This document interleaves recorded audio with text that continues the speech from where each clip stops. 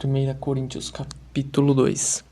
E eu, irmãos, quando fui ter convosco, anunciando-vos o testemunho de Deus, não fui com sublimidade de palavras ou de sabedoria, porque nada me propus saber entre vós, senão a Jesus Cristo e este crucificado.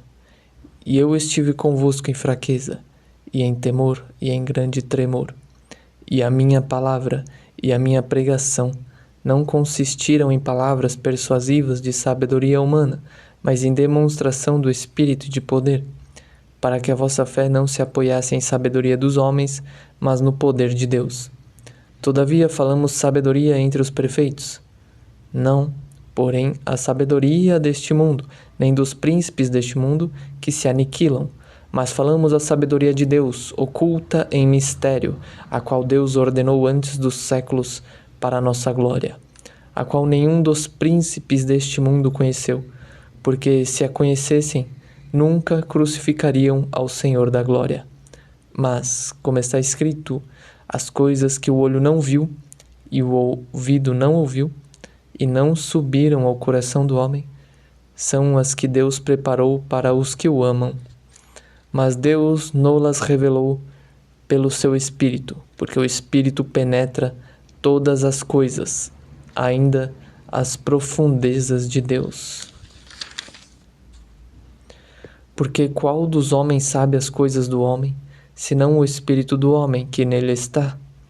Assim também ninguém sabe as coisas de Deus, senão o Espírito de Deus.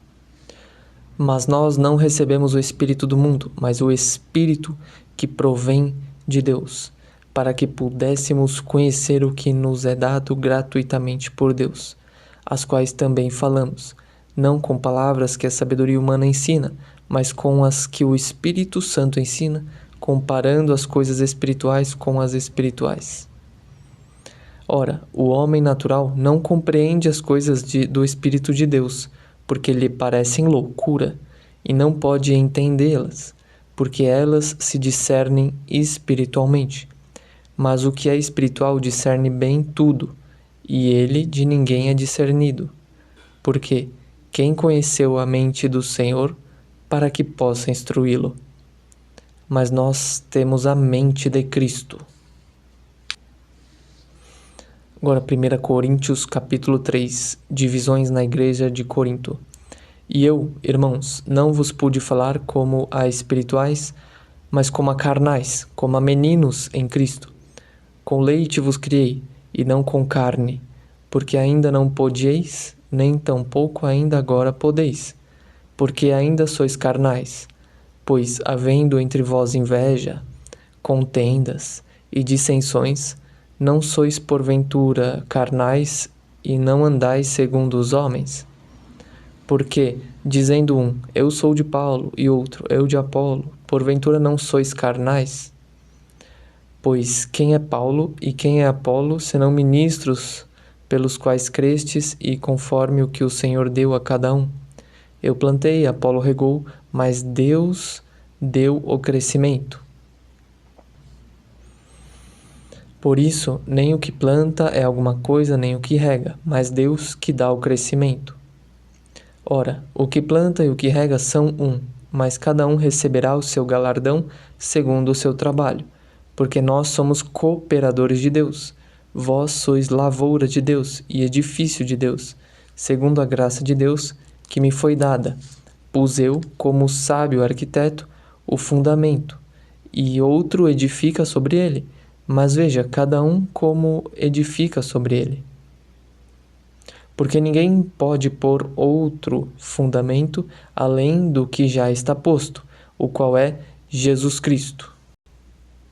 E se alguém sobre este fundamento formar um edifício de ouro, prata, pedras preciosas, madeira, feno, palha, a obra de cada um se manifestará. Na verdade, o dia a declarará, porque pelo fogo será descoberta, e o fogo provará qual seja a obra de cada um.